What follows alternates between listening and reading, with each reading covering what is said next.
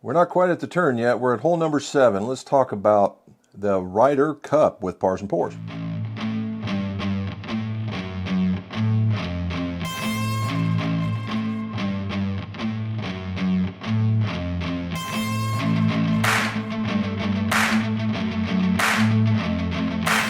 Welcome back to Pars and Pours. My name is Jim, and this is the golf-centric whiskey channel where we believe that both golf and whiskey are both social and need to be shared by everybody. All right, so we're on hole number 7. Hole number 7, we went through several iterations to get to here, actually 6 before that, right? And what we started with is what you're seeing on the screen now. You started with the Green River and the Sagamore, and it just keeps piling up. And the winds are piling up, and we are filling up our bracket even as we speak. So keep in touch with this and like and subscribe. That way you'll see all these holes as they come across. Now, hole number 7. Hole number 7 is a par 3. After all those brutal holes that they just had before, hole number 7 kind of calms down. It's a 186-yard par 3. It's pretty innocuous. It's straight away. Now, if you look at the overview, there's some sort of gray, mucky clump thing, and I'm not sure if it's sand or some sort of, trap-like area, but the rest of it's a pretty benign hole considering all the other holes had sanding in the land area, sand around the area, just waiting to gobble up golf balls. Hole number 7 is a reprieve. So it's a par 3, handicap 9 at 186 yards. Now, in talking about the Ryder Cup, we talked about Samuel Ryder. We talked about how the captains will make their picks, and to that point, the youngest captain that is going to captain a team is going to be this year with Keegan Bradley. The guy that was the youngest prior to that was actually Arnold Palmer in 1963. So there's a lot of really interesting twists and turns about factoids for the Ryder Cup as it stands. Alrighty, so what we're revisiting today is these are 2 winners from the previous holes. Is the Sagamore, which we know that is in Baltimore, Maryland. I say Baltimore because I used to live out there, and that's how they said it.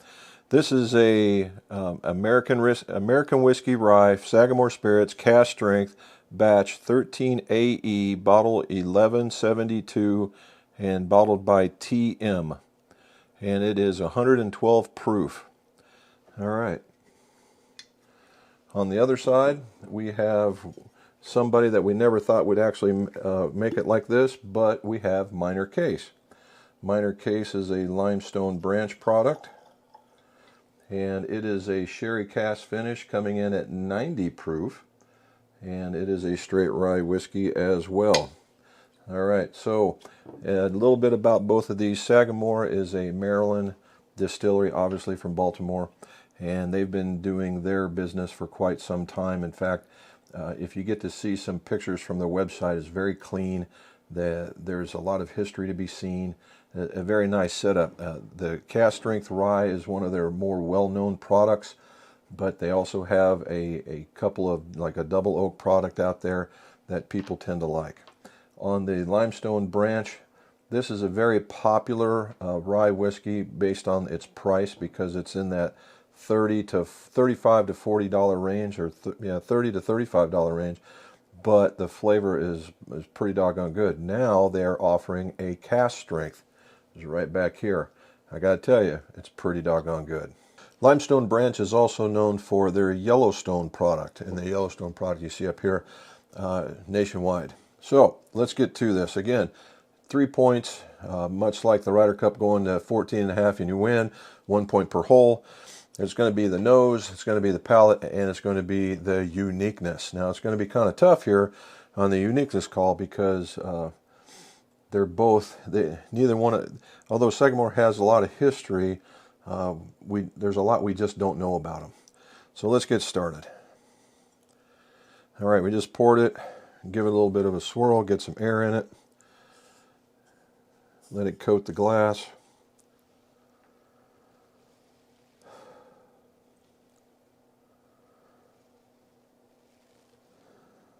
I get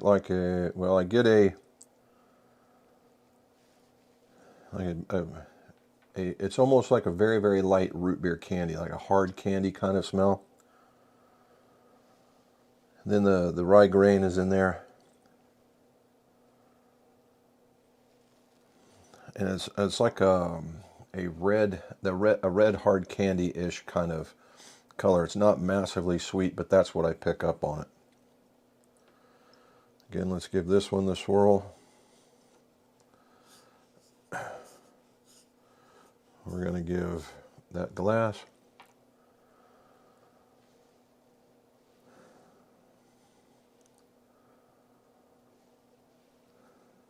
I'm getting exactly the same thing, so we're going to have to wait a bit.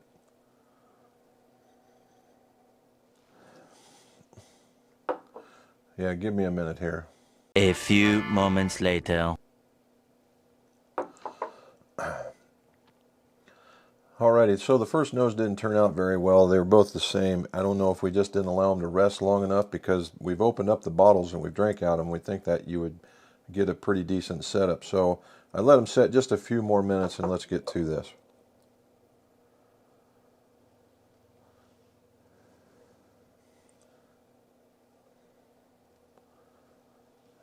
Alright, so in the typical whiskey, you get some like brown sugar notes. You might get a vanilla note. You might get a caramel note. With rye, it's a little bit different. You might pick up some, and with it cast strength, you might pick up some of the oak in the barrel.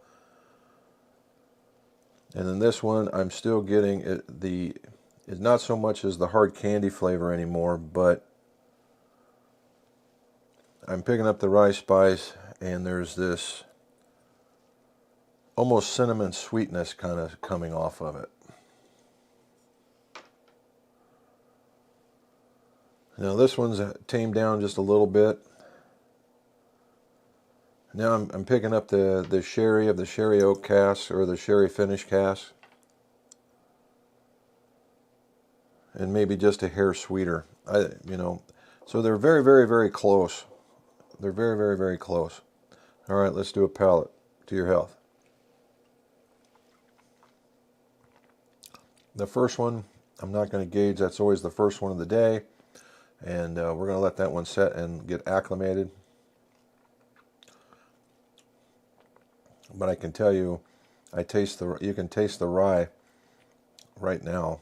You're getting the finish is very strong. And it has a bit of a drying note.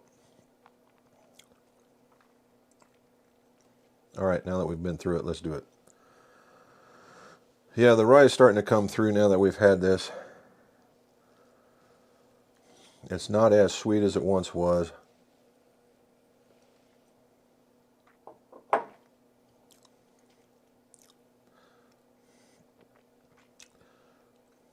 Okay, and this one, I'm not going to say almost as a very, very light cherry note in the very, very front. Very, very light. But you get to pick up on it in that kind of a fruit tone. But again, it's not very harsher in the beginning. It's just very light, just enough for you to pick it up. In the middle, I do get that drying note, and then at the end you get the finish, and you're picking up on the grain and what you did pick up on the nose. Still a good pour. It's just not as defined as one would think it would have been. All right. Again, a much sweeter nose as one would pick up from a 90 proof versus something in the 112-ish area. Definitely sweeter.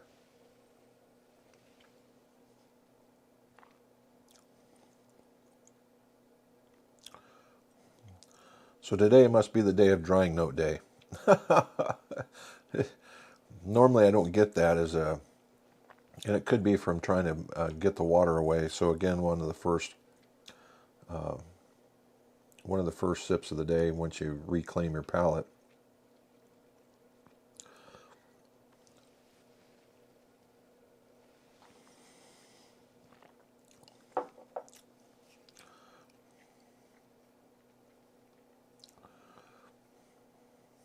Okay, on this one,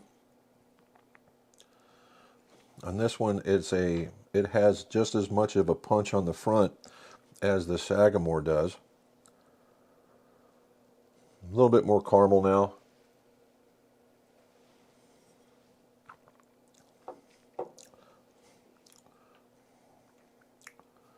you get that sherry finish. You get the sherry finish at the end, just like the sherry finish cask. You get the sherry finish at the end, and the Sagamore one more. Oh, and I got, before I drink this, the oily part started coming back, so it was a little bit more oily and not necessarily drying. Yep, just a little bit sweeter on the front. Not so much that drying on the back, so to speak, or in the middle, as I once said. It's starting to calm itself down. And then I get the rye grain at the very end.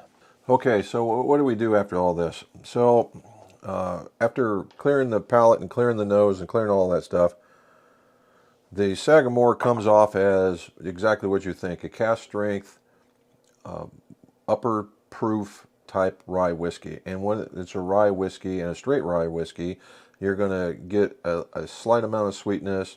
I'm not picking up that pepper note that normally you would, and the almost, we'll call it medicinal cherry, right? And then a very hard, long finish. Now, I don't think it drinks to its proof. I think it drinks a little bit lower, or in the other case, that the minor case actually drinks higher than its proof. Now, good, bad, or in between.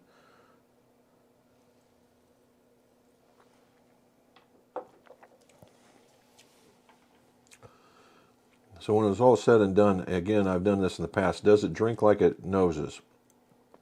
And I will say the minor case does. The minor case gives me all the flavor notes that I took up in the nosing, where the Sagamore comes very, very close, but it is not as layered, honestly, as the lower proof goes. So in this particular instance, although I think they're both very quality pours, to be sure, that the Sagamore this time around didn't provide the layering like it maybe once did before, where the minor case did. And again, when you guys do these kinds of things, each day is a different day. Your palate might change, and all these different ideas that come, and what you had the night before, that kind of stuff. And today, the winner, in my opinion, and the idea of the palate and the nose is on minor case, but the uniqueness, because of the bottle and their history, goes to that. So 2-1. So this is on this par 3. Basically, this guy landed on the green. This guy just landed a hair short. They're both very, very well, but we're going to give the nod to the minor case in this one. So if you like the content that you see, please let us know by liking and subscribing. If you want to see a change in this format, please let us know in the comment section below. Anything that helps to get us going. And as always, from us to you, save your pars and share your pours.